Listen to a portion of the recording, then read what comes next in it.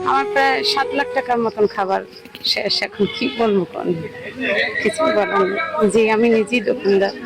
আমার হাজবেন্ড মারা গেছে, আর 3.5 বছর ধরে আমি ব্যবসাটা ধরে রাখতে আছি, কিন্তু আমি যে ক্ষতিগ্রস্ত হয়েছি যা বলার মতন না।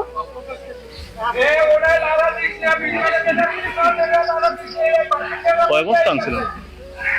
3.5 টন। 3.5 টন আমার কি খাবার শুধু? প্যারাগনের। মাছের? না, মাছের, মুরগির, গরুর সবার মিলে না? যদি মাননীয় প্রধানমন্ত্রী এই গাছগুলো বা গাড়িগুলো সবগুলো একটু সেভ করে, তাহলে আমরা ব্যবসায়ী অনেক ভালো হইতো। আর এই রাস্তা চওড়ার এর জন্য রাস্তা বড় করা দরকার, আর গাছ কাটা মহাসড়কের রাস্তা, গাছগুলো যে হেলে পড়ছে এগুলো দরকার কাটার। এখানে দেখছি যে বৃষ্টি তো এই আবহাওয়ার কারণে এখান থেকে যে একটা গাছ আছে, এই গাছটা তো একটু হেলা অবস্থায় আছে। এই দিক থেকে একটা ট্রাক যাইতেছে, ওই দিক থেকে একটা ট্রাক, তো এই ট্রাক সাইড না দেওয়া, এই ট্রাক একটু সাইডে গেছে বেশি, এই কারণে মানে কন্ট্রোলে রাখতে পারে না, এই পুকুরের ভিতর পড়ে গেছে। এই গাছ মূল উদ্দেশ্যে এই গাছ আর কি, ঝুঁকিপূর্ণ গাছ আছে এখানে অনেক। আমরা তো সচরাচর সবসময় প্রত্যেক সপ্তাহে খাবার আনাই বরিশাল থেকে। আমি এই মেগা ডিলার।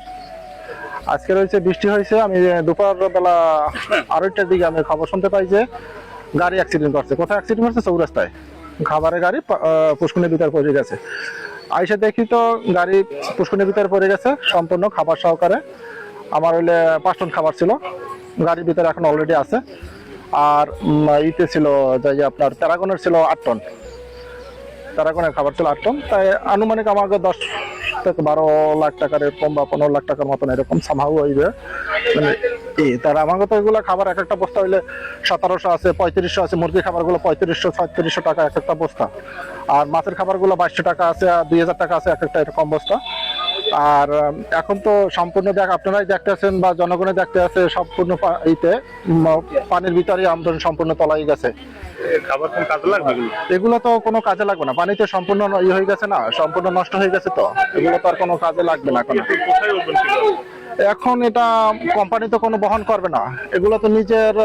এখন আমরা তো এখন করার নাই, কারণ আমরা তো অসহায়, আমাদের সম্পূর্ণ তো নিঃস্ব হয়ে গেছে। আমরা এই যে রোজি রোটার চলি, তারপরে এই যে গাড়িটা আমার নষ্ট হয়ে গেছে।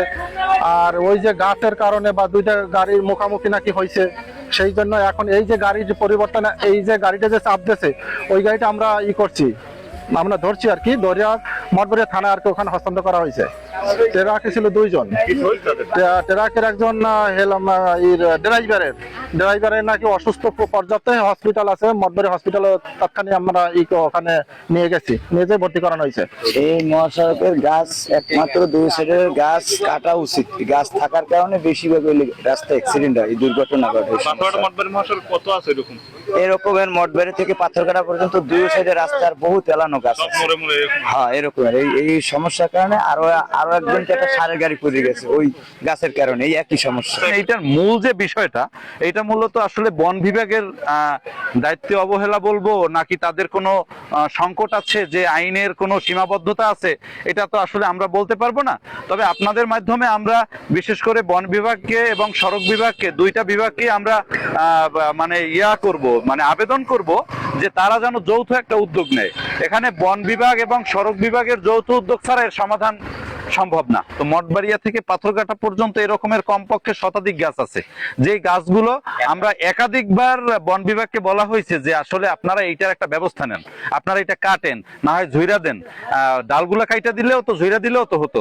কিন্তু তারা বলছে তাদের আইনের কি সীমাবদ্ধতা আছে, গাছ কাটতে গেলে এই ঝামেলা ওই ঝামেলা। তো আসলে সকল আইনই তো জনগণের জন্য হওয়ার কথা। যদি তাদের কোনো সীমাবদ্ধতা থাকে, আমি আপনাদের মাধ্যমে আমাদের যে মাননীয় সংসদ সদস্য জনাব নুরুল ইসলাম মনি সাহেবকেও, তার শত ব্যস্ততার মাঝেও তাকে অনুরোধ করব যে পাথরঘাটার এই দক্ষিণ অঞ্চলের এই যে হাইওয়ে যে road, Patharghata to Mathbaria, Patharghata to Kakchira হয়ে বামনা হয়ে ভান্ডারিয়া কাঠালিয়া, তারপরে চরদোয়ানি টু মঠবাড়িয়া হয়ে যে ঢাকা, এই 3টা রোডের ব্যাপারে সে একটু আমাদের বিশেষভাবে অনুরোধ, সে একটু এটার দিকে চোখ দেখ।